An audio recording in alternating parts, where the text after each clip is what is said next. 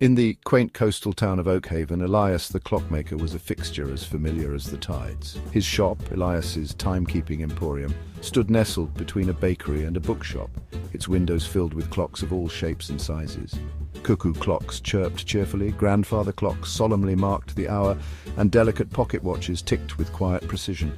Each tick and chime was a testament to Elias's skill, his deft fingers coaxing life into every gear and spring. Elias himself was as intriguing as his creations. He was an old man with a shock of white hair and eyes that sparkled with an almost childlike wonder. His wrinkled hands, though gnarled with age, moved with the precision of a master craftsman as he meticulously repaired and crafted his beloved timepieces. The townsfolk often saw him through the shop window, hunched over his workbench, his face illuminated by the warm glow of a gas lamp. Elias was a quiet man, his words as measured as the ticking of his clocks. He rarely spoke of himself, preferring instead to discuss the intricacies of clockwork or the history etched into the faces of antique timepieces.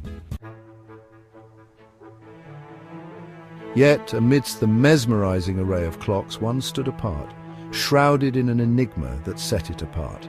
A magnificent golden clock that occupied a solitary pedestal in the center of the shop. Its intricate carvings gleamed under the soft shop lights, and its hands, crafted from polished silver, moved with an almost imperceptible grace. Unlike the other clocks, the golden clock was eerily silent. No ticks or chimes emanated from its gleaming exterior, only an aura of quiet power. The townsfolk whispered about the golden clock, speculating about its origins and purpose. Some claimed it was an ancient artifact, passed down through generations of clockmakers. Others believed it held mystical powers, capable of controlling time itself. Elias, however, remained tight-lipped about the golden clock, dismissing the rumors with a wave of his hand and a cryptic smile.